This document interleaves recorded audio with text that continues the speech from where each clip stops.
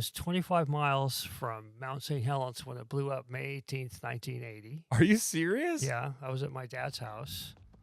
And was it on the radio like it's about to blow? And it shook the whole house, and the noise was incredible.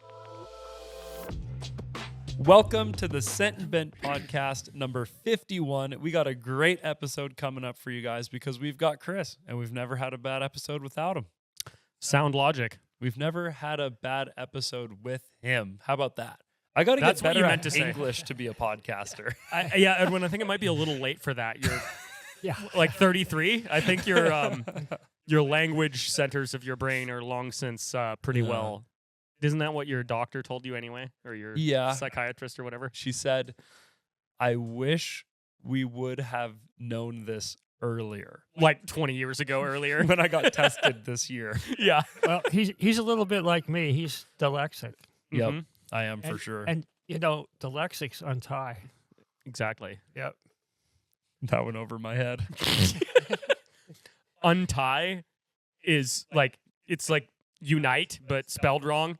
Oh, it's backwards. Yeah. It's not totally backwards. It's just rearranged. Yeah. But yeah, Yeah. unite. It's all the same letters, but if you mix them up, it's untie instead of unite. I saw a T-shirt one day that said that.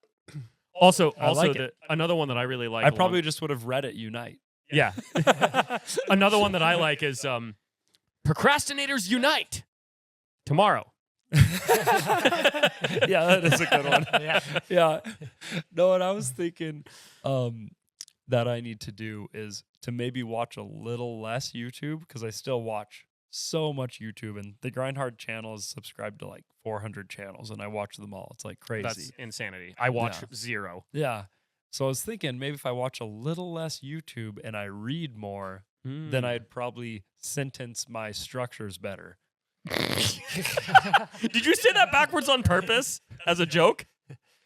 No, that's a saying. Like you need to Structure your sentences, not sentence your structures.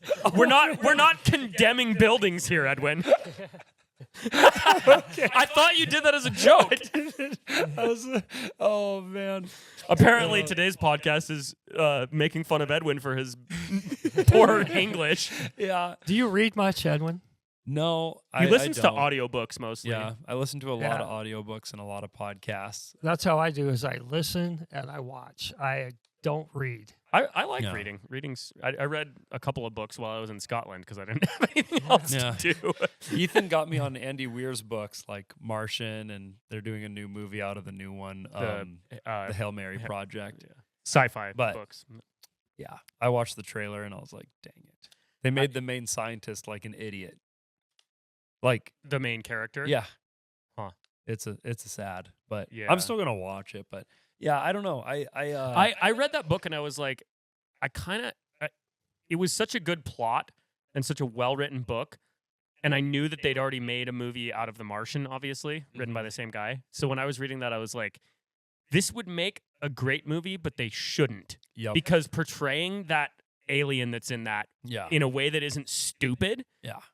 is going to be dumb. Like, it's just Yeah. going to be dumb. And that's the thing that was so cool about The Martian was It you felt can- real. and it doesn't matter which one you read or watch first. Sometimes it's like, oh, but if you read the book first, the movie's a letdown. I saw yeah. the movie first and then read the book. Same. Yeah. It's great.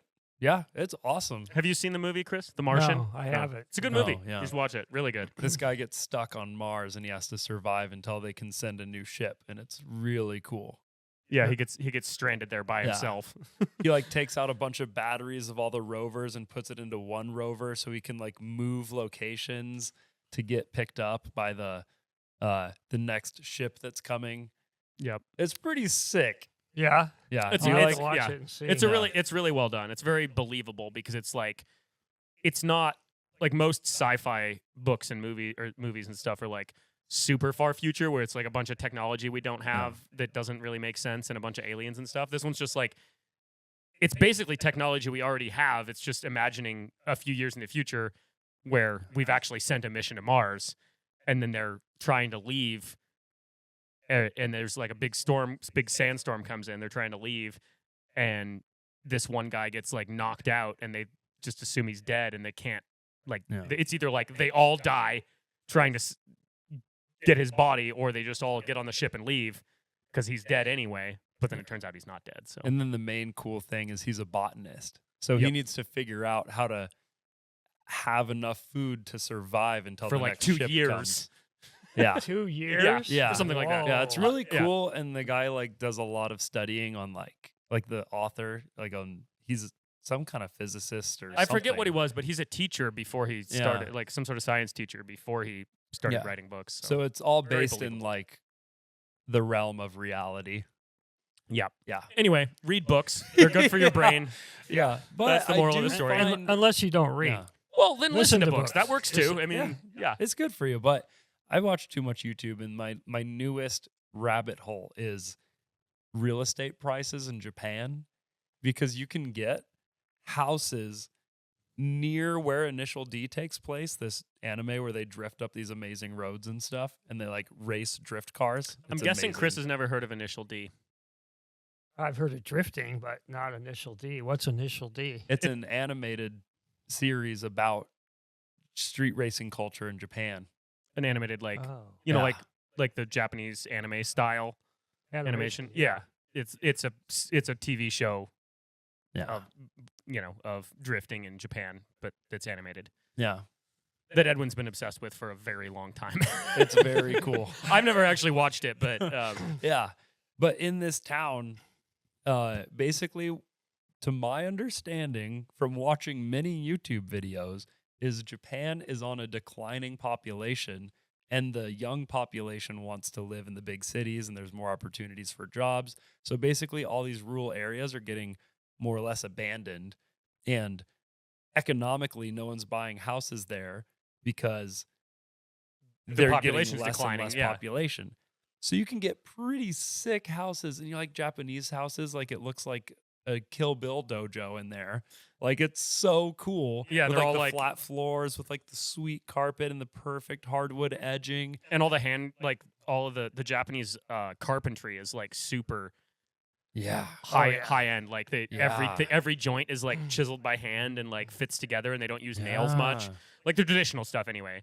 But yeah, Yeah, and you can find these houses, and they're really, really affordable. I saw one for $4,000, a 3-bedroom with a garden. a house. A house. You can't even buy a car that runs for Wow. $4,000 here. I know. It's crazy. So what you're saying is, Grindhard 2026 is going to take place in Japan? rules of how to build houses because they had so many big earthquakes. You know, Japan's always Yeah, getting hit constantly. with natural disasters. There's the old dyslexic tongue for you.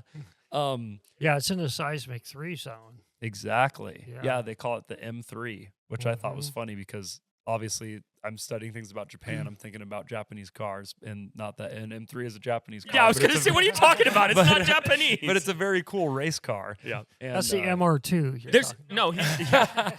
There's too many M3s. Yeah. There's too many things that are referred to as M3s because Yeah, there's good ones, and then there's Tesla people. full-on sedans. Yeah, Tesla people call the Model 3 an M3, which is Yeah. really annoying. Mhm. I get it's an abbreviation, but there's an actual car that's actually called an M3. So don't abbreviate yours to the same thing because it's not the same thing. Yeah. And then apparently there's the M3 zone in anyway. Sorry, Yeah. Of sidetrack. seismic activity. Yes. So Yeah. You were So, saying? apparently there's a huge thing going on where there was one of these big earthquakes, and the government changed the building standards, and it's So the- actually kind of just a ploy to get people to move into newer homes to make them feel like the older homes are unsafer than they actually are. Because apparently what they did is there was this big earthquake, and they just selected one small little region to collect the data. And they said 40% of the homes built before the new building standards were destroyed, but they like jerry picked a certain area where it was worse than the whole earthquake zone. So they're Right. making these old houses seem unsafer. also 40% is not a majority, in an earthquake. That's like, how bad was the earthquake, right? Like, yeah, well, it was I don't know how it's rated, but how bad does it have to be a 3? Well, Seismic zone 3. Yeah. That's a zone, not a the zone is more about the probability of earthquakes Oh. and like how bad they could be, not Yeah. Like how many there are and how Yeah. many they have. Yeah. You know? But the real bad ones, I mean, I've been into 7.1 and 7.2 earthquakes. You've been in And- them? Yeah. how long ago. Yeah. Well, I was in one in Alaska, which was I was actually in 2 in Alaska, but the 7.2 was I was working on at the drunk tank and as an electrician out on the end of the runway, the Anchorage runway. What's a drunk tank? That's where they put all the drunks.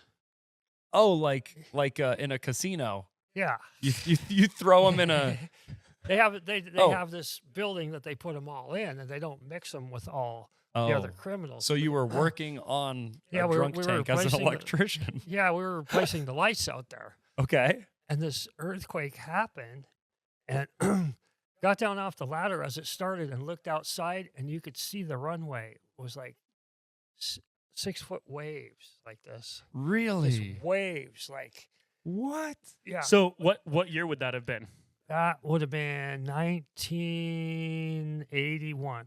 So I just looked this up because I was curious. So when you said a 7.2 rating, the most people still say on the Richter scale, but we haven't actually been using the Richter scale since the 70s. That's what I was looking up is when it was replaced. Starting in 1970, it was gradually replaced. So who knows who was rating that earthquake? It could have been on the Richter scale still.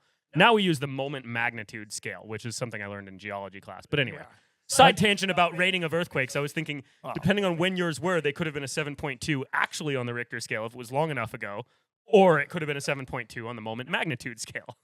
It But it was this one hard to was stand up. Yeah. Really? Either Yeah. way, it's a big earthquake. And so Yeah. the runway was just like a whip, Yeah, it was just going like waves. Like, I mean, and you're just standing there looking at it. watching it. Yeah. Were you scared? Yeah. Oh, yeah. Do you have stuff above I mean, you? the last time there was an earthquake like that, that whole section fell into the bay. Oh, the so you section were out before. over the water. We were right out on the edge of the water. So you were in the know? worst place to be for the biggest earthquake. Yeah. Wow, that's Yeah, nuts. it was really scary. Wow. Was Sure. the water going crazy? Oh yeah, the water was going nuts, Wow. totally nuts, and it was going away from the land. That's creepy. Yeah. That's like when like Godzilla's about to come out. Yeah. I, And then um, another one I was in is in Wasilla, which was a 7.1. We were standing on a concrete slab like this here, and all of a sudden everybody's on the ground. It was just like it moved so fast and so much you couldn't keep your balance. You were down on the ground. So That's it knocked crazy. you over? Yeah. And that was Whoa. it. That's all there was. There wasn't Just one little. Oh, Y- but yeah. this one in Alaska like kept but going. this one on out the runway, it just kept I mean, it probably for 35, 40 seconds. Wow. So what happened to the guys in the drunk tank? Oh, they were all still in there. I mean, everybody survived. It wasn't anybody got hurt or anything, but it was like incredible to watch those waves. That was- the Wow. ground. It was just like the ground turned to water. It's You so know? it's so hard to imagine how that all works. I was in when I lived in Costa Rica, there was earthquakes pretty frequently there because there's lots of active volcanoes, but they're all minor. But one of them, like one of the bigger ones, the crazy thing about it to me is how loud the earthquake was. Like you Yeah. don't think about how loud it is, but I was sitting, How I much was noise yeah. there is. I was sitting in, and like I wasn't even in a city. I was out in the middle of nowhere in a farm. Just like one of them, I was sitting on the porch on the second story of a house on the farm. And I was like on the computer checking emails or something on the laptop or editing photos. I don't remember. Sitting on the porch, like just looking out at the forest. And like you were talking about with the ground waves, watching the trees move, I was like, that doesn't make sense. Trees shouldn't be able to move that way. Yeah. Like they were just all wiggly spaghetti trees. And I was like, this doesn't make sense. Also, is this house about to collapse? Because it was just so loud. There was so much just the whole house shaking. rumbling. Yeah. And like Yeah. I woke up to one almost that loud in the middle of the night once too. And the little my mom and I lived in a like tiny little shack on the farm there, and it was so loud. It sounded like it was just coming apart. Wow. But yeah, earthquakes are fun unless they're really bad, and then they're scary. But Yeah. Did you guys know that the earthquakes is why I haven't had my honeymoon yet, and I've been married for 6 years? What? How does that relate to earthquakes? You would not believe. So there's this Argentinian, like, I don't know if he's a scientist or a fortune teller, somewhere in the middle. That's a big range. That's pretty much the opposite ends of a spectrum, Edwin. Exactly. But basically he's predicted the last few really big earthquakes to hit Japan, like within the year, and he thinks that they're about due for another big one.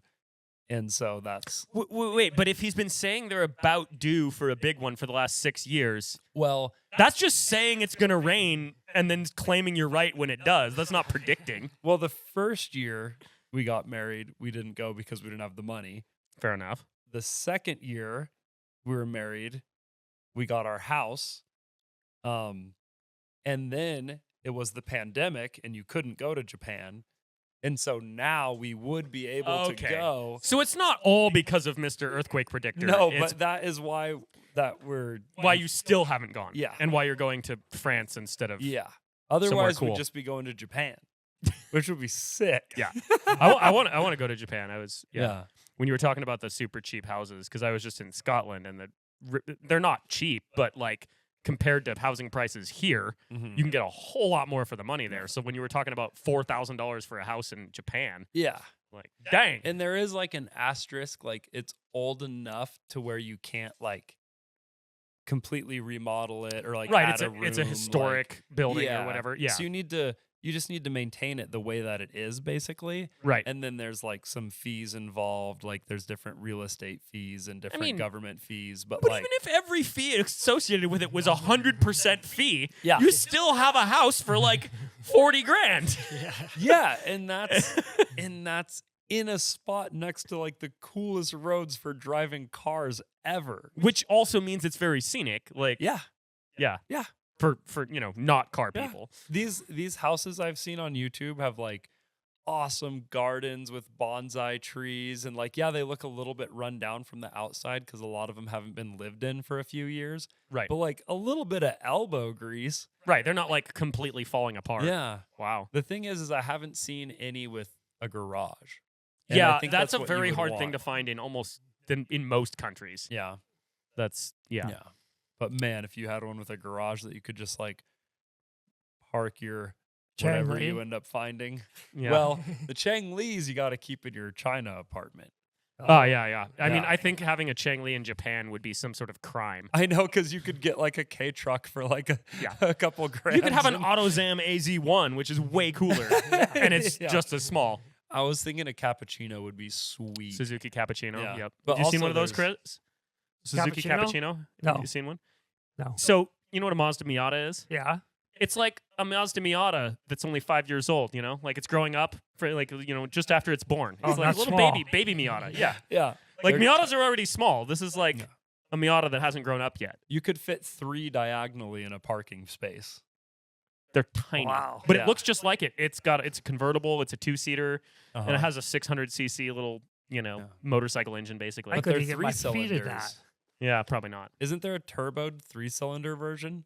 I think they're all 3-cylinder, but yeah, I think there is a turbo version. How cool is that? I am fascinated with 3-cylinders. I think it's so Hey, cool. Edwin, did you know about the I mean, probably you watch a ton of YouTube and it was on Mighty Car Mods years ago, but there's a Nissan, what is it? Nissan March Super Turbo, and it's a K car that's 3-cylinder, and it's got a supercharger and a turbo from the factory. I did not see Yeah. that. It's a supercharged and turbocharged, and it sounds hilarious. They're driving it. They go to Japan and buy it on Mighty Car Mods, and they're like driving it around Japan. Mm-hmm. And for people that aren't into it, it's just a boxy little tiny car from the 80s. It's like not or early 90s. It's not pretty, but anyway, they're cruising around, and like it makes this noise when you let off because it's like a blow off valve noise, but because it has both and it's like switching back and forth, it just sounds like a goose. Like you let off the throttle and it just goes honk. That sounds like the perfect car for you. It's so funny. Like you just vroom, honk, and they're just doing that like all day. Wow. It's amazing. But yeah, the Nissan March Super Turbo. Oh, so many cool cars. And Yeah, just so much cool stuff in general in Japan, man. I mean, honestly, yes, Japan definitely really cool stuff. Haven't been there, so I can't like really say, but it's just fun to go to any other country and see what different stuff they have. Like in general, that's why you go, but like specifically automotively, like Scotland or the UK in general isn't known for its cars, but they get stuff that's super different than we get. yeah. And if they come here, they'd be like, wow, look at all these giant diesel trucks. We don't have any of these. Yeah. But it's like every country has like its own different, but yeah, we should definitely do a international grind hard trip one of these days. I made a few posts on my Instagram story while I was in Scotland, and people got real excited thinking that grind hard was in Scotland, and I was Oh, like, yeah. well, not this time. It's just that me. would be pretty epic. Yeah. What countries have you been to, Chris? Canada, Mexico, and Indonesia. When did you go to Indonesia? I set up a recycling machine there. Really? Oh, okay, that makes Yeah. sense. Yeah. Wow. Yeah. I was there for a week. Is it cool? Yeah. I liked it. It was very, very humid Yeah, there. I'm not a fan of the humidity in the Yeah, tropics. super humid, And Mexico can be that way too in the summertime, be very, very humid. But that's why you don't stay Stay in there, Mexico in yeah. the summer. Well, yeah. I like to be there in the winter when it's cold here and warm there. Yeah. Mm-hmm. But as you were saying about different vehicles, it's amazing that all the different vehicles that get to go to other countries that can't come here. Yeah, because of our You know? import taxes and Yeah, rule especially regulations. And smaller, cheaper regulations vehicles. and EPA and the whole, the Yep. whole gambit. But you see things like, for instance, there was a whole bunch of different little Ford cars that we never see here. Right. That's the funny one is that the U.S. automakers make cars for other countries Yes. that they don't sell here. Right. Like tons of them. All different kinds. Like on Top Gear, they're always driving some interesting Ford from like the 70s that I've never heard of. Yeah. Or in the 90s or the early 2000s. It's like they're all Yeah. Fords, but they're Yep. only made for Europe or whatever. And especially like smaller, very practical cars, which would be Yes. awesome to have here because they're also like affordable, smaller, and very practical. And it's Yep. like, why do they just?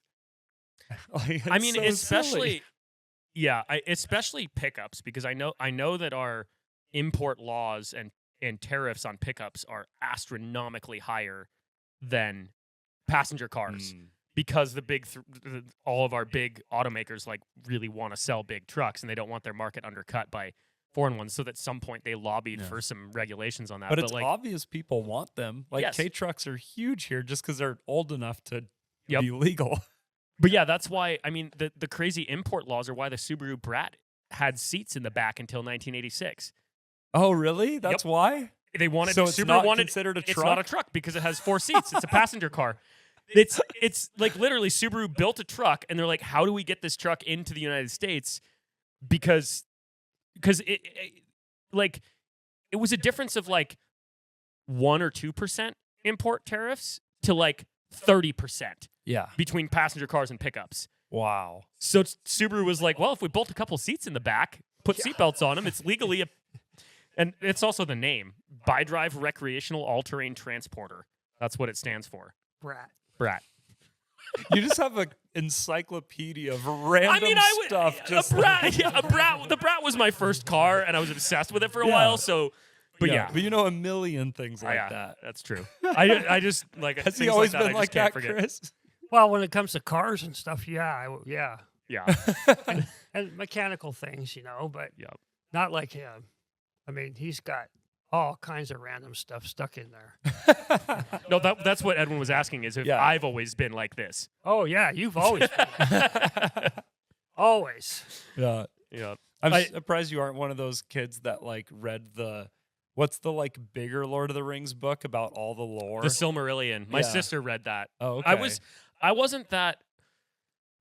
I started reading like fiction and stuff a lot when I was like, I don't know, probably like 12 or something. Is when I really got into reading fiction. But I'd already like some of the Lord of the Rings movies had already come out. I'd already seen them. Also, I grew up with Lord of the Rings. Like my mom read it to us when we were kids, like twice.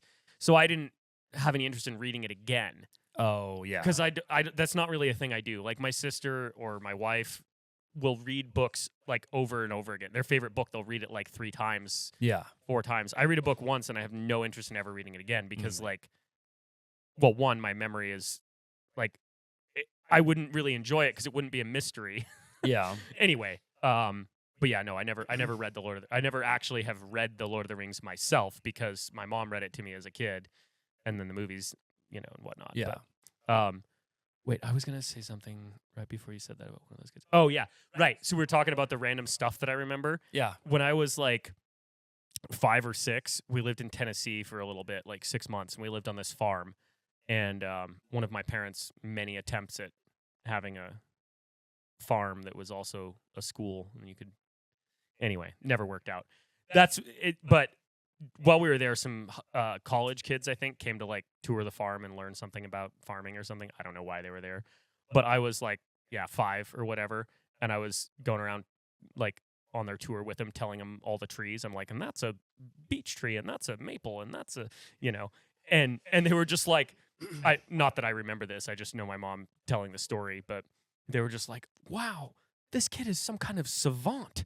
How does he know all these trees? And my parents are like, he just likes trees. Like, he's just a nerd who likes trees. And now you have a tree on you. I do, yeah. I got a new tattoo in Scotland of a interesting looking tree.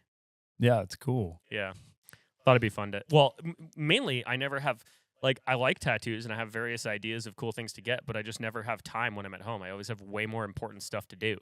Even if, like, it's not like trying to get a video done or anything else. It's just like, I'm never going to want to go sit in a room and get stabbed with a needle a trillion times versus all of the other things I could be doing. Like, Yeah. I don't hate the experience of getting tattooed. I'm just always going to be like, I could be getting so much more done right now. Yeah. But on vacation, I don't know what to do with myself because I got nothing to do. So it's like, oh, hey, that's a cool looking tattoo shop. Let's go see if they have time. Yeah. And they did. So I got a cool, like, sort of geometric looking, sort of digitally looking tree thing on my arm. Because that's Back to what you were saying, Edwin. I've never met another human being in my life that was starved for information like Ethan. Yeah. His brain just wants to know everything. He That's just awesome. soaks up everything. Like, it's incredible. Yeah, that's the part that I don't get because I get and since I did go to the psychiatrist and get tested and all that, I do have ADHD and a pretty particular one where I like hyper focus on things. So like I taught myself how to edit videos and like film, or like I was going to make a 3D music video, so I taught myself how to like model and render 3D animations in like 3 days. Like I can like hyper focus, but then when I move on to the next thing, I'll forget it immediately. And that's what like I can't fathom about Ethan's head is when he learns the new stuff, the old stuff is still there and like readily available. Yeah, instantly recalled. That's Yeah, what I don't get. Like I don't know. I've never met anyone like that. Like if you ask someone what they're currently studying in school, they'll have a depth of knowledge about what they're studying, But if you're like, what did you learn about a tree when you were 4? Yeah. It's gone, but with Ethan, it's not. Yeah. He's like, oh, yeah, I haven't thought about this in 3 decades, but there's this fish that has this gill. I don't know. It's just the way Yeah. my brain works. Is it like a large storage capacity or something? I guess. Yeah, I don't know. Yeah. But yeah. What were we talking about before that? Well, we're talking about natural disasters and earthquakes, oh yeah. and Somehow we got onto it's trees. just funny how Chris is like casually like, oh yeah, I've been in like really bad ones. Yeah. What other natural disasters have you been in? Well, I was 25 miles from Mount St. Helens when it blew up May 18th, 1980. Are you serious? Yeah, I was at my dad's house. And And- was it on the radio like it's about to blow? Talk about making so much noise. Oh, I And- can't imagine and- because We had no idea it was going to happen. We were not pre-warned or anything. Really? And it was early in the morning, and it shook the whole house, and the noise was incredible. well, I mean they talk about that eruption in units of measure that are equating it to nuclear bombs. Yeah. Like when you're using a nuclear warhead as your unit of measurement, Yeah. I can't even comprehend how loud that would be. Oh, it At was least it's- loud. what It did you think super was loud. happening? And I had no idea. And then, like 15 minutes later, all this ash started to fall out of the sky. And I mean, it was a lot of ash. Did you just think it was like Well, the end of the world? Or And the sky just started going dark yeah, because of all the ash that was in it, you know? yeah. And I didn't realize what had happened, you know, what was going on. And so then, How old were you? Oh, 19, I think. Okay. Yeah. Yeah. Yeah. And you were over in Washington when yeah, that happened? I was Wow. in Washington at my parents' place. That's and- crazy. Yeah, it was just incredible. But I guess over here, the ash was way worse. Most of it came this way. You know, 'Cause and the winds. It went dark for like Yeah. 36 hours here. Well, and Wow. you can still find it out in the forest if you dig Yeah, where the ground hasn't been disturbed since then. Like I was just a layer of it. I was Yeah. just digging around some cedar trees this over the weekend to cut them out like slightly below ground level for the posts for my house, and there's like a half-inch thick layer of gray in Yep. places. Like it's not consistent because some of it trees have fallen over, the roots have pulled up. But like if you go into an area of forest that hasn't been disturbed, specifically forest, because parts that aren't forested usually the runoff is Yeah. like erosion's taken it away. But like the forest, the layers of like decomposed pine needles are so thick that it. wow. Yeah, but yeah, I could go show Yeah. you out there. It's like a So is very your clear layer of ash. Was your family just like running around, tuning into the radio, trying to figure out Well, what we were tuning into the happened? radio trying to figure out Yeah. what happened, you know, and that didn't take Yeah. long. But yeah, Okay. it was. Because I imagine you probably thought you're getting bombed or something. Well, yeah, that's what everybody thought at first, Yeah. Right. you know, because it was so loud and everything. But the amount of trees that it took down was incredible. I mean, just Oh yeah, I've seen the pictures. laid trees down for miles, just flat. Did you go know. check it out afterwards? Yeah, I did. Wow. And there was an old guy that lived up there. You know, they knew it was going to blow, but they didn't know when. Yeah. And I wasn't really into it at that point in time. And, you know, I'd heard about it, but I didn't know when it was going to go. But this guy that lived up there, he swore that it wasn't going to blow. And he wouldn't evacuate and he wouldn't go off the mountain. And yeah, but that whole area, that whole side of the mountain was just flat. I mean, the And amount he of stayed up timber- there? Yeah, he So stayed he there. was He was flat, flat too.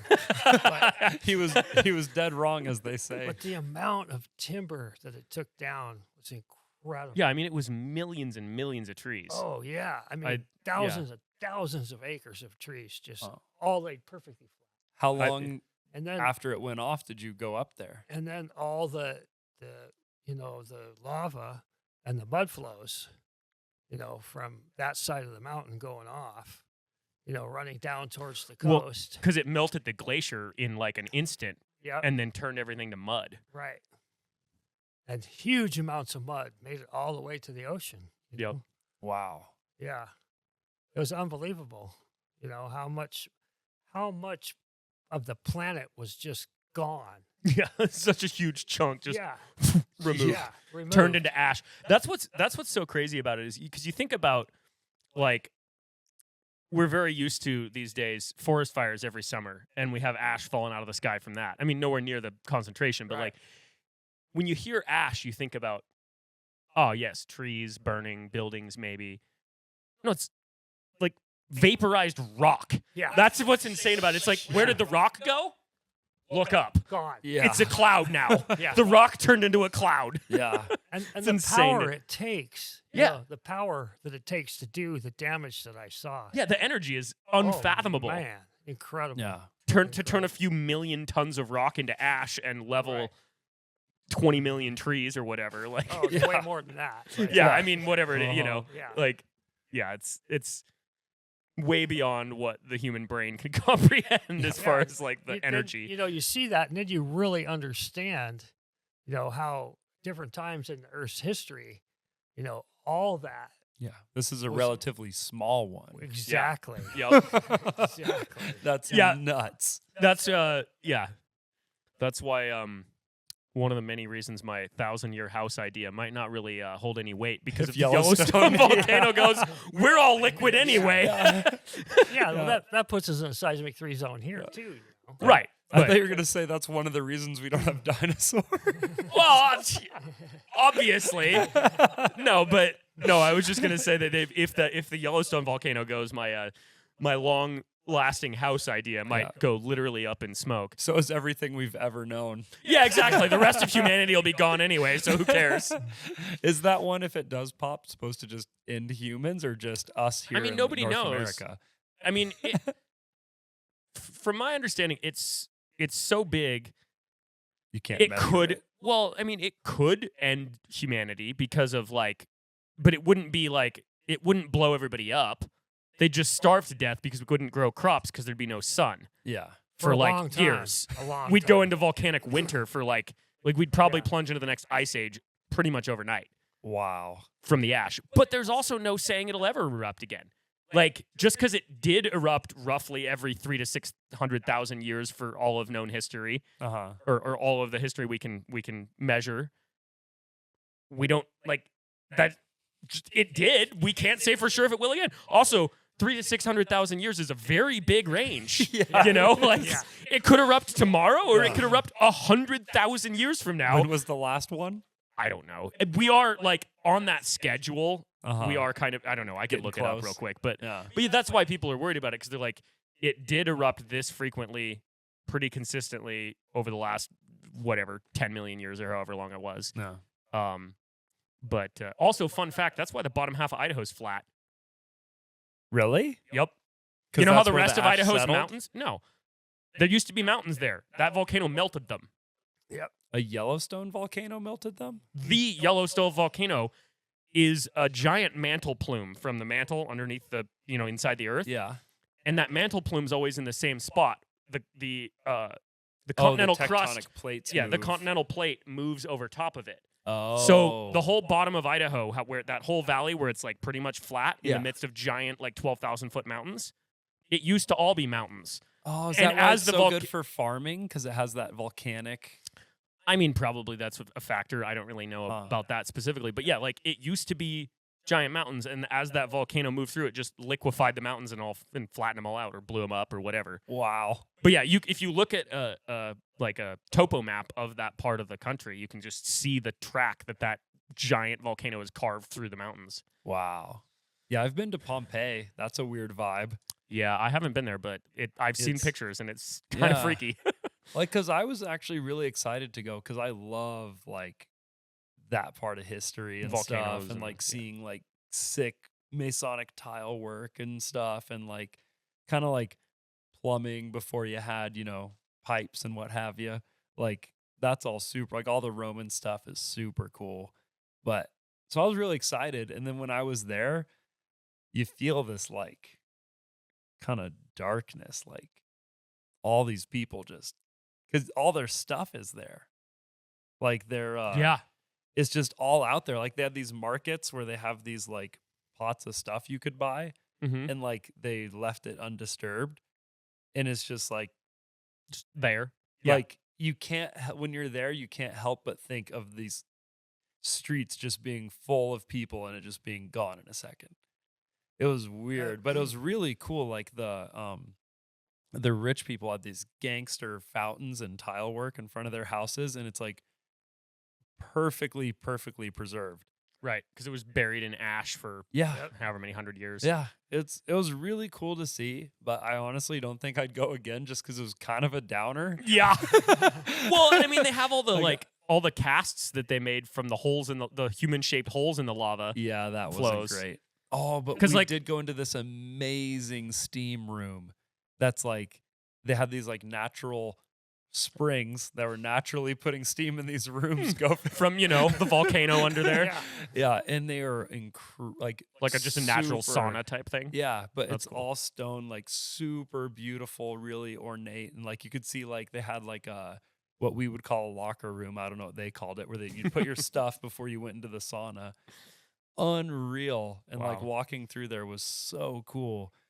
But yeah, then they're like, yeah, it's steam came in here naturally, and you're like, oh shoot. Yeah.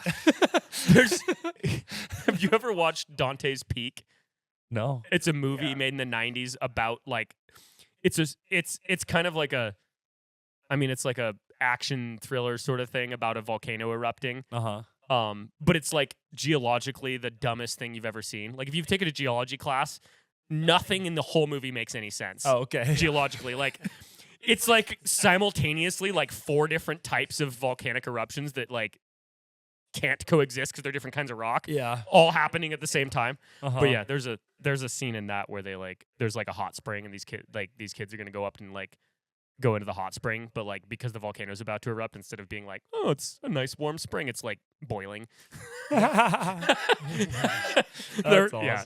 But anyway, yeah, there's a bunch of dumb stuff in that movie about the volcano, because like it simultaneously has like an explosive Mount St. Helens style eruption with the ash cloud, but also like liquid lava flowing over the road like a Hawaii volcano. Oh, all and at the also same like time. those Yeah. are 2 different volcanoes. They're completely different types of rock. Like Yeah. it Yeah. doesn't coexist. the Mount anyway. St. Helens are probably the coolest kind of ones. They're just like, well, bam. Yeah, Yeah. they're also the most destructive by far. Yeah. Yeah. Yeah. Did it mess up your dad's farm? No, it was just a lot of ash. So You you know, just like I think Wiped actually off it the probably made plants? a lot of things on the farm grow better for the next few years. Really? Probably. I mean, all Yeah. that. Yeah. wow. Yeah. But it was, no, it didn't mess up the farm at all. But the amount of ash, I mean, there was 1.5 inches or so of ash on all the windshields, That's crazy. all Wow. over the vehicles, everything. So it's like it was And- snowing in the was it the spring or May, right? Yeah, it was in the spring. It was May 18th. But you didn't want to drive. You No, didn't I wa- heard that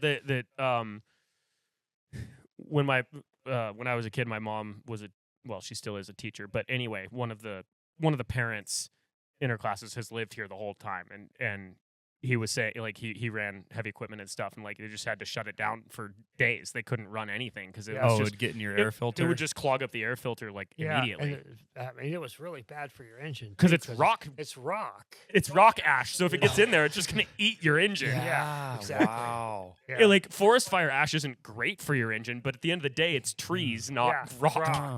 Well, how do they build fire trucks then? Well, fire trucks are fighting not volcanic ash.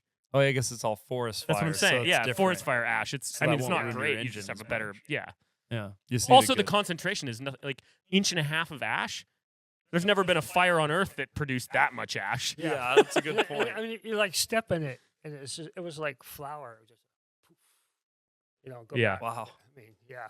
So did you hike up there to check it out like a couple of weeks later, or what did you No, do? we just drove down to the base of it, to see. As far as you could drive. Yeah, and 'Cause all the still roads at were- that point in time, there was still a lot of mud flows and a lot of things happening. And Oh, so you just watched it. It all went down the Cowlitz River, which was my favorite steelhead river. And pretty much ruined that river for a few years. Oh, you but know. the fish came back and it. Yeah, The river came they're back? back in there now. Yeah, but I'm sure the river went a few different places than it used to. yeah, A lot of the got Got yeah, rearranged. changed everything. yeah, that's Wow. crazy. Yeah, and the amount of power that it took to change all that landscape like it did In an just- instant. Yeah, just like that. Yeah. So these were places that you were hanging out and fishing before and after then. Well, when I was a kid, I would go there all the time with one of my dad's partners, and we'd go fly fish down there and catch steelhead. mm-hmm. That was one of my big thrills in my life, was to catch steelheads on flies, and it was a lot of fun. Hmm. But it wasn't happening anymore for, I don't know, 6 or 8 years, I guess. Yeah, Wow. right. Not on that river anyway. Do you still fly fish? I kind of want to learn. Yeah, I love to fly fish. I learned how to fly fish when I was 5. I was really big into fishing when I was a kid, but I don't think my dad fly fished, so I never learned how to fly fish. Yeah. And then by the time I was old enough to learn it from somebody else, I just didn't really care about fishing much anymore. Well, now We- I really care about fish. We need to do a grind hard trip that, a multi-day sort of one of our stupid adventures that includes fishable rivers. Getting your own food. Yeah. We do Yeah. outdoor boys. We have a Barbie Jeep and a fishing rod, and we need to survive all week. Yeah. Also, I looked it up before we get off of the volcanoes topic. 640,000 years, 640,000 years ago is roughly when the last time that the Yellowstone volcano erupted. So we're past due for a boom boom. I think so, yeah. But Uh-oh. But also these things can change. Like just because it has happened doesn't mean it will again necessarily. Yeah. And there's 'Cause, no like, way to yeah. measure it.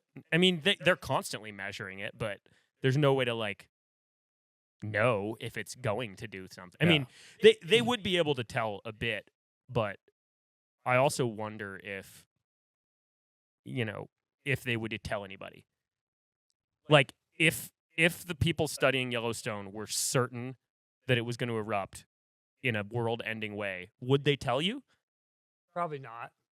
Because it would just make people die more miserably before they need to.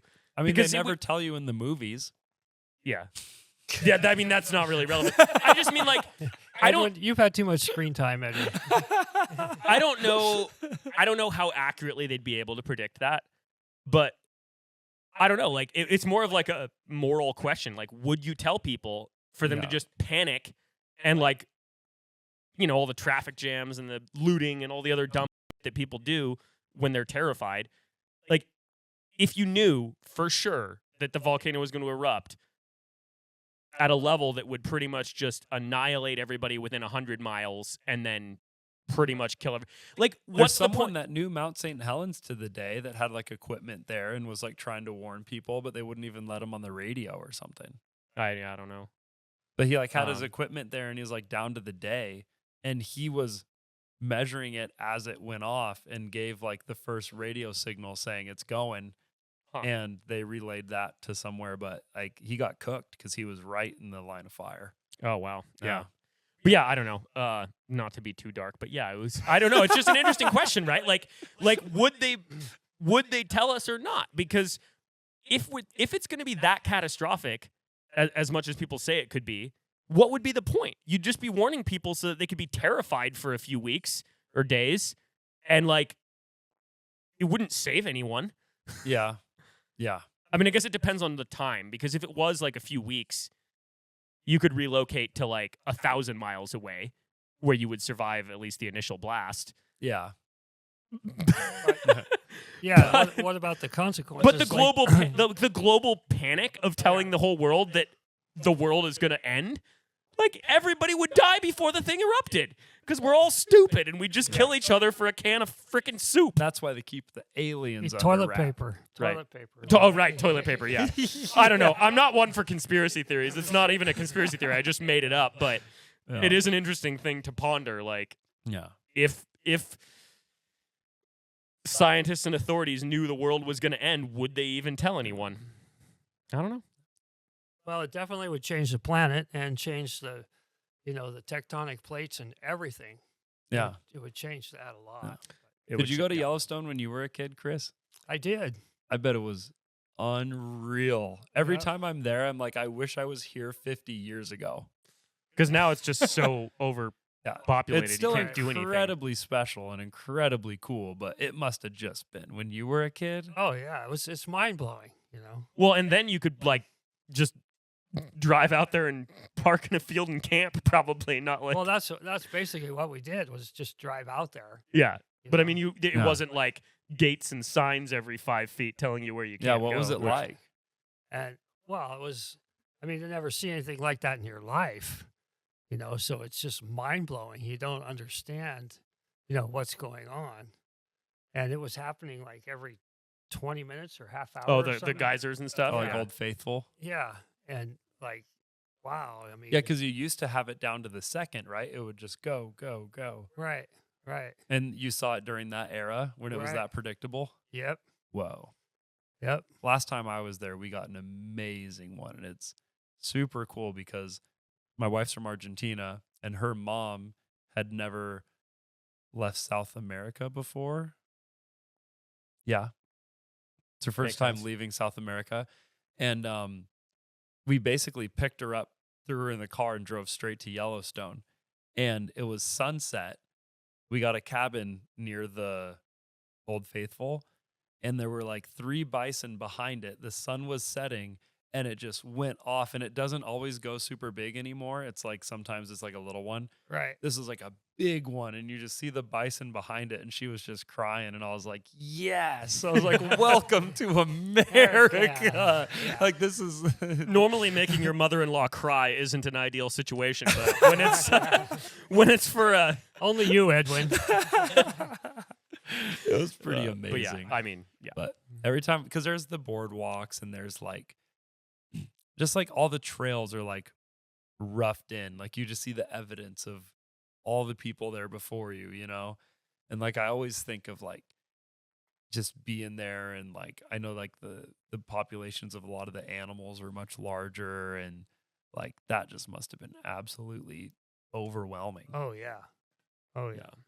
We Yeah. we drove through there when I was a kid. When we moved up to Idaho, or not when we moved, when we came up here to visit to see if we were going to move, because we came from Colorado, so we drove through Yellowstone on the way up here. So it was a really quick visit. I didn't see all the things, but I remember all the crazy pools, all the ones.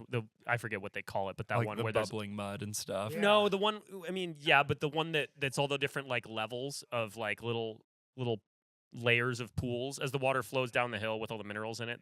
Oh yeah. It's Oh, I forget yeah. what it's. There's a name for that. yeah, feature right by there, the but- entrance, the west entrance. Yeah, but there's all the little like it's like a million layers of little tiny pools. All Sulfur down the pools. Yeah, Yeah. they're so all cool. steaming, and it's all the little like bubbly looking Yeah. white mineral rock Yeah. stuff, mineral deposits. Yeah. Yeah. I always think of being like a explorer and, you know, coming over here and being like the person that found that stuff, being like, what the heck? is Right. Yeah. this?" Yeah. Seeing it without knowing it was there Yeah. ahead of time, you just be like, Yeah. Just seeing some like bubbling mud, and you're like, oh, that's different. I've never seen boiling mud before. right. And the Yeah. smell that, like, if you were exploring that region, you must smell that smell and be like, what is going Oh yeah, for on miles I'm over sure. here? Yeah. And then like you get to the source of that smell, and you're like, holy smokes, like the first explorers to see Yellowstone Falls. We're probably like, wow. Yeah. Yeah. I really like the history of like the lodges there, and like the trains that would go out there, but you'd only be able to get out there like twice a year. So if you went, you'd have to stay for like 3 months. And then the Wow. next train would be going back. And there's like very small weather windows where they'd let tourists like be there. But like they have these big ballrooms, there'd be like dancing if the weather was too bad to go out and like hike that day. And like that part of the history around here is so cool. I love And that's that real stuff. close. It's really Yeah. close to here. Yep. Yeah, that's why I say if it goes off, my my idea of building a house that lasts 1,000 years is Yeah. we're close enough. Yeah. Well, I mean, We who could knows? we could be Because it cooked. wouldn't.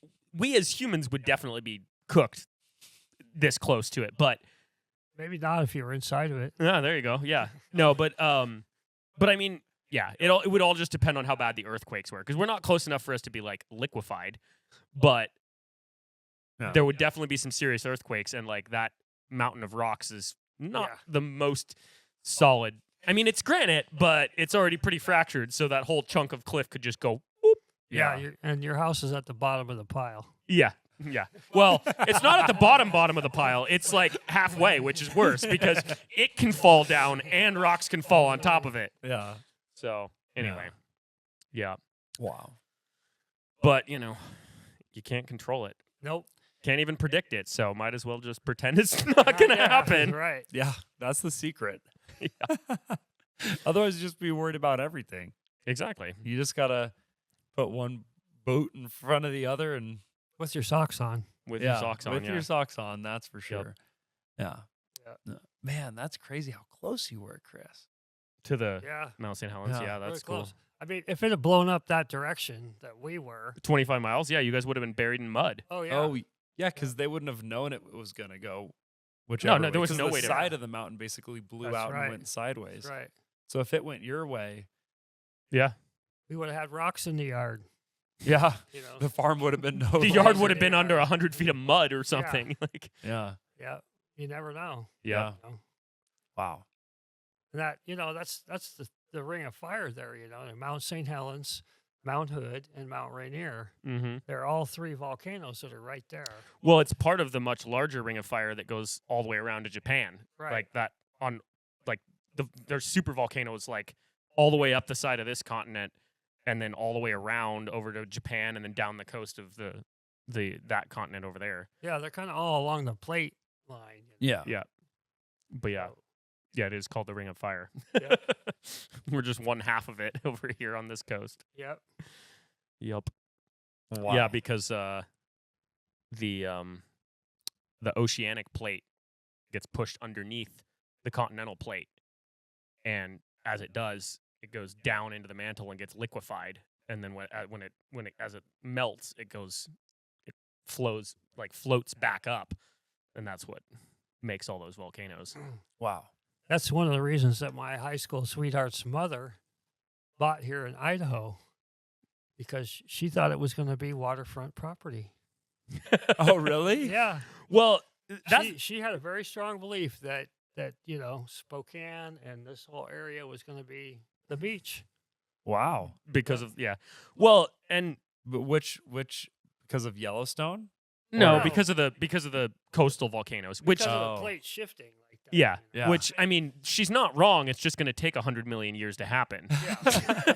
But that's another thing on the topic of like natural disasters and stuff. That's why there's so many like all around Seattle. There's tsunami signs, like tsunami warning, signs that are like gathering point or whatever. Because as those plates are going underneath each other, like on a global scale, it's like a bunch of friction builds up and then it goes pop. Exactly. And Oh, if it then a does big that, wave. ginormous tsunami, because it's like a magnitude 8 earthquake under the ocean, but like real close to shore, Right. or not close enough. So that's Anywhere in Seattle, you're done. yeah. They have all the signs just to make people feel better. It's not going to help. I was gonna Like, say like It could be like I don't remember any numbers, but like I mean, it could be like hundreds of feet tall wave. Exactly. Like if it happened the right way, like it could be. Because there's geologic evidence of that happening again, just like the Yellowstone one, like repeatedly yeah. over and over and over again over hundreds of thousands of years Yeah. of like waves that went way the heck inland. It's been too long to remember. Is how that the far, same but- way that the tsunamis happened in Japan? Yeah, basically, it's the same. A tectonic plate just goes. Yeah, because one's going underneath the other, and there's a bunch of pressure building up, and then it goes pop and lets loose a little bit of that pressure. Jeez, that's crazy. Yeah. The amount of pressure is not a little bit. I mean. Well, I mean, Yeah. a little in terms of what's there. Yeah. It's one little teeny tiny. I mean, if you were in Seattle and you were going to get cooked anyways, like you might as well grab the surfboard and have some fun. Grab the surfboard and have some fun. Yeah, I don't know if you'd be able to get to the Yeah. Yeah, I To don't the think top of the wave. paddling into a 100-foot tall wave. it'd be so much power you couldn't Have do you- anything. Have you heard of that? I can't remember the name of it. Do you remember? You probably remember when this. Well, maybe if you heard about it, but somewhere in Alaska there was a bay. The name will probably come to me in a minute, but where there was a landslide on the side of this long skinny bay somewhere on the coast of Alaska, and it made a wave that was like 1,000 feet tall. It's the tallest wave that's ever been, What? because it was a narrow valley. So, and this like millions of pounds of rock just fell off the mountain into the valley, into the ocean, Wow. and it pushed out this wave. It went out away from land because it was started in the back of the bay. And yeah, I mean, this happened, yeah, like, within your lifetime, before I was born, I think. But yes, there's pictures of it and stuff, the aftermath, and like you can see the trees just washed off the mountainside. Like, I don't think it was 1,000 feet, but it's like a truly impossible to comprehend height for a wave. Wow. Like hundreds and hundreds of feet up the side of this mountain, you can see it's just stripped bare. I can't remember the name of the bay, but I remember. You know what I'm you're talking about? Yeah. Yeah. And I think there was a sailboat that was out there and survived. Like it was a little farther out. It wasn't in the bay, obviously, but like a But little someone was close enough to actually see to it. see it. I think so. I'd have to look it up again to remember, but I'm pretty sure Wow. somebody survived on a boat and watched it happen. Those Alaskans are hard to kill, man. No, I have seen a bunch of videos of people who will get jet skis and surfboards and dry suits, and they'll roll up to like glaciers that are melting and falling into the sea. And so you get close enough where you can see, and if you see one fall and you see a roller, you get on the back of like the little like floaty tray on the back of the jet ski. You get real close to the roller, and then you get pulled into the roller, and then you ride it until it breaks, and you can surf this just glacier runoff. That's crazy. But if it's like a really big chunk, you can hear them get all excited. They're like, "Yeah, let's go, go, go, go, go!" Because you can be waiting for like days, yeah, and then totally. and then a big chunk hits, and it's like, go surf that thing. That's hilarious. And there's this one that's like the longest wave or whatever. It's not like a regular ocean break, but it has to do with the glacier runoff too. And this is these really long rollers that never break, but for like miles, because it's like it might even be a similar place to what you're talking about. Like the walls are close enough together, and it's melting into this, and it hits, and it's just small wave, small wave, small wave. But if you have a long enough board, you can just ride it. Like I saw someone ride one wave for like 20 some minutes. That's insane because Yeah. it just keeps going all the way out the bay. Yeah, or not an whatever. electric board, not like Yeah. a kayak, like on Well, the wave's going the other way. It's going out. It's not Yeah. coming in. Right. yeah, Yeah. yeah. It's really, really cool. Huh. Yeah. Yeah. Oh, speaking of all these like landslides and stuff, did you guys see the one that happened in Switzerland recently? Like earlier this year? Buried a whole town. Yeah. Really. Yeah. And I think either no one died or only like a couple of people because they had just enough warning to evacuate. But yeah, it was a landslide combination of glacier and rock, so ice and rock that like came off the end of this glacier. And I mean, just the whole town's pretty much buried under the like it just slid down the side of this mountain and just whoop. Wow. Yeah. Something else I was looking into in regards to surfing was I was like on Alibaba every day just looking at cool stuff. But they have like those kind of frames for pools, you know, like those big plastic things you put in to like be Oh, the yeah, bottom of your pool. It's like a plastic like oh wait, so like a giant cast bathtub thing? Yeah, like those Yeah, kind you of dig a things, but hole and for you- a full yeah. size pool. Yes, right. And so When you said frame, I was thinking the ones that's like a above ground thing that's a frame, and then you put like a big piece of like cloth in it, and it just sits here, Oh. like a yeah, no, no, that's not those. that's that. But I was thinking, I'm like, wow, so if you could buy these on Alibaba, you could probably buy those jet surf things that are like on cruise ships, where it's like a plastic tray and the jets hit here. the fake waves. So it's yeah. constantly, the fake wave machines. And you can buy them on Alibaba. It's unreal. Oh no! How much does one of those cost? You dare to guess how much one of those costs? One of the guys I built a house for in Gonzaga Bay makes wave machines. But does he make the ones that like pull a thing through the water and make a wave out of water, or is it the type that Edwin's talking about, where it's like a piece of plastic and they just like Blast up shoot the a little bit of plastic. water up it? I'm not sure which one it is. All I know is he makes big wave machines all over the world. That's crazy. And right now he's in Dubai making one. Wow. So probably not text the me. little plastic ones, because if No. it's in Dubai, it's probably one of the big fancy Yeah. ones where they just Yeah. drag a giant sled through the water, basically. My Yeah. favorite ones are this it's like a big steel ball and it goes like this so that it creates the wave in all directions away from the middle of the lake. So Right. you paddle out into the middle of the lake, they have it turned off, and then it goes whoa, boom, and then multiple people can ride the wave because it goes out in all directions. Yeah. That's a good design. Super cool. It also seems a lot simpler than making the ones that like drag through Yeah. the water and stuff. But there's a common problem in all these wave parks because there was one that was in Texas that I really was like, I was going to go there and get a season's pass and ride there, but they all get shut down for the same brain eating amoebas because the water is like warm and it's not filtered enough and it's so much Doesn't water. flow enough. They don't filter it out, and these brain eating amoebas get there, and then like 4 people die and they need to shut it down.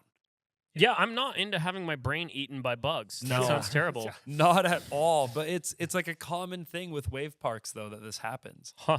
So, Wow. but these small jet ones are safe. Yeah, well, because it's not a. It's Yeah. yeah. It's just like a feature in a cruise Yep. ship or whatever. All right, so I was gonna guess how much that costs on Yeah. Alibaba. Are we talking like you've talked to the supplier and gotten a real cost, or just like the listing cost? Because those are two very different things. On The listing cost, and as far as I can tell, it doesn't even include all of the like jet equipment to not, make it it's work. like most of the stuff, but not it's all like of it. the tub and like the jet, but not the motor, Not the or pump or something. whatever, right. Yeah.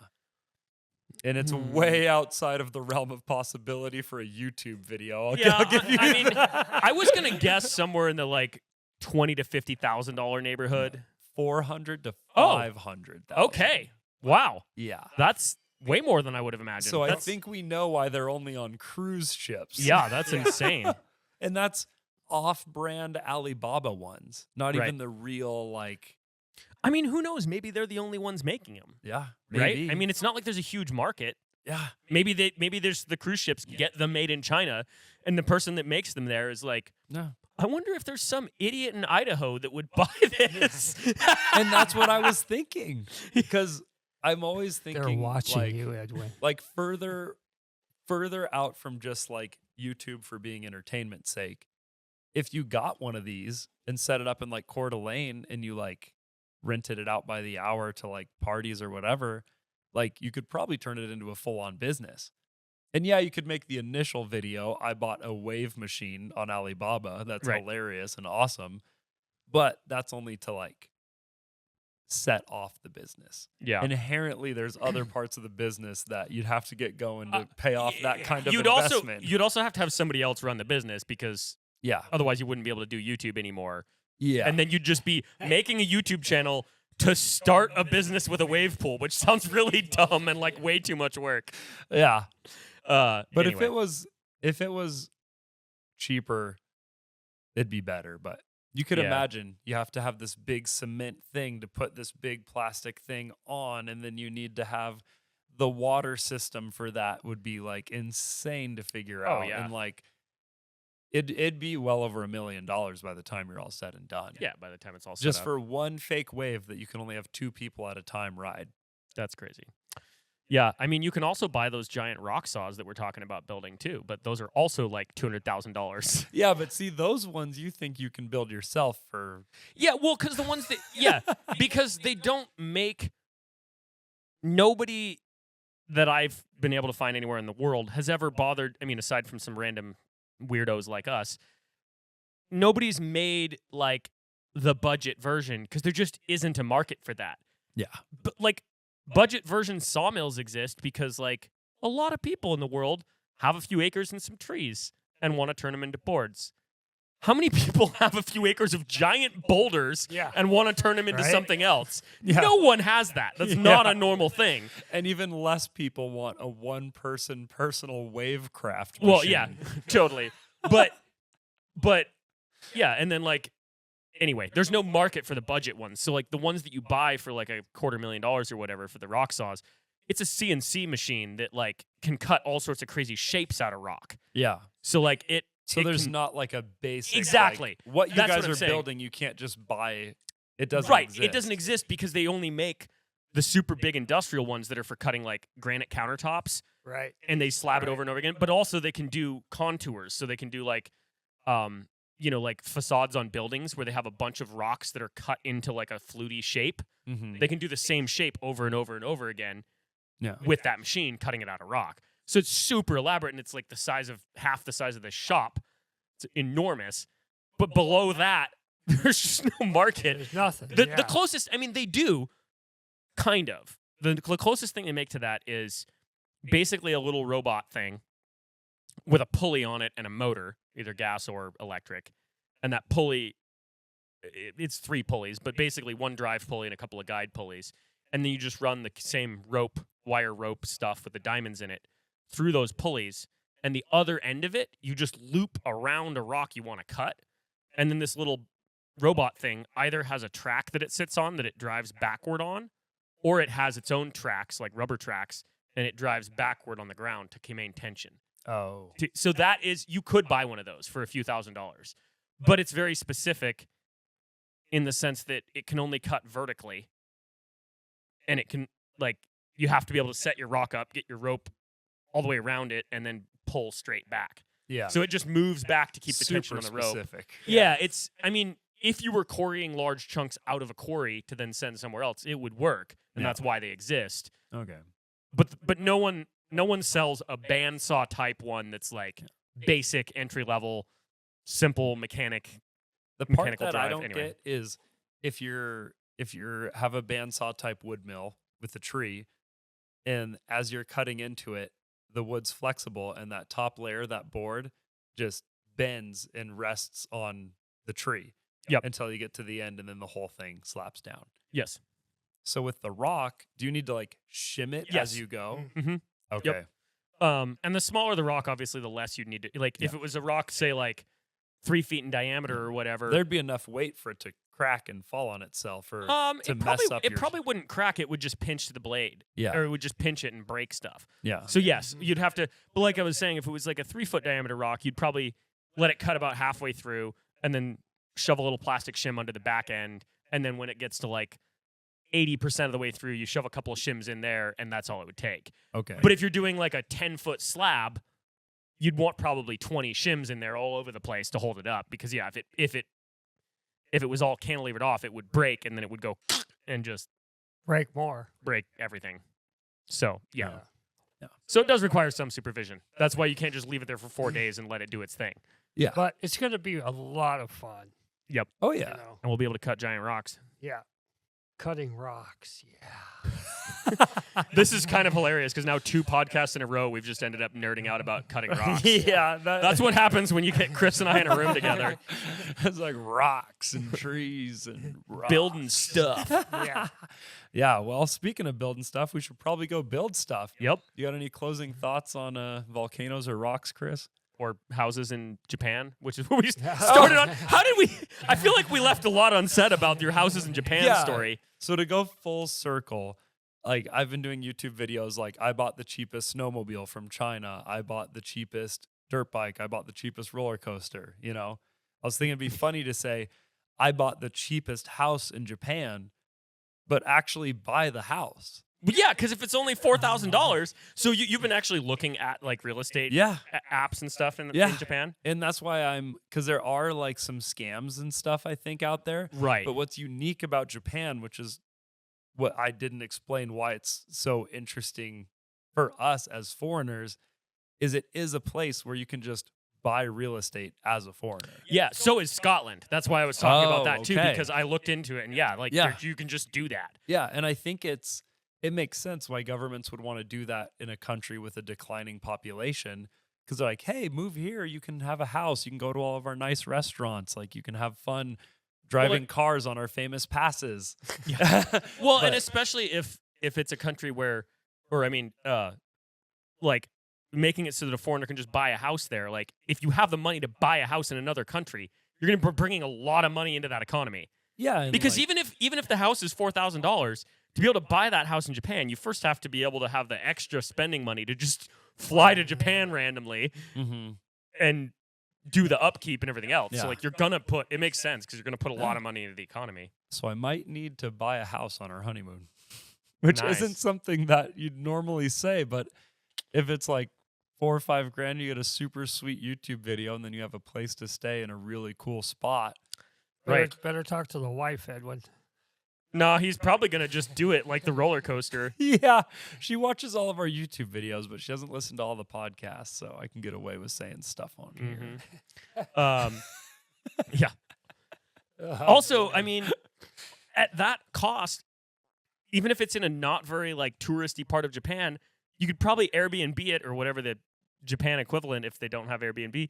Even if you only had like 4 nights a year, like it'd still kind of pay for it. Yeah, I haven't looked upkeep. into that part of it. That's interesting. Because that's what I was thinking about with the Scotland one. I mean, not that I have like the extra money or time or anything to do it, but I was like, with the cost of these houses, like on the ocean front, on an island, like, yeah, I get why they're cheap for people who live in Scotland because there's no jobs there. what are you going to do if there's not a job? But if you buy the house and it's a popular tourist destination, it doesn't take much to pay that mortgage with just Airbnb-ing it. See? And like everybody on vacation, not everybody. Some people do want to go to the city, but a lot of people want to go to a nice house on the ocean and just enjoy the scenery. Yeah. And it's not like here where it could be like 400 miles to the nearest town. It's like 20 miles to the nearest town. It's like Yeah. not that far. Yeah. Anyway. And again, you add in a little YouTube video action in there, and starts to make a lot of sense. Like I Right. follow this guy who bought a gold mine, Chris.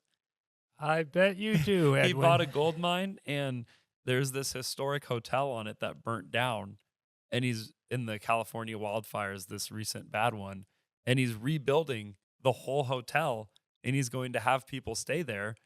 And the only reason that there is a demand for this is because of people seeing it on his YouTube channel. They want to stay there and see the old mining stuff, you know?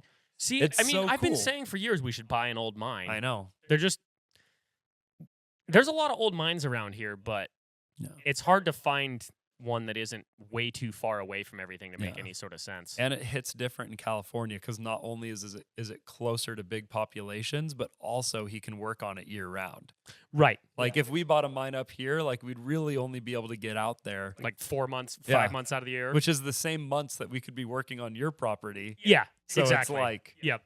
it's hard to justify, but someday we're going to get something Yep. going on. It's going to be great. So Yeah. Well, in the meantime, we have my property, which is basically the same thing minus the, Yeah. gold mining part. So we have Rock plenty of work to do. And yeah, that's the Set and Bent podcast. Thanks for watching.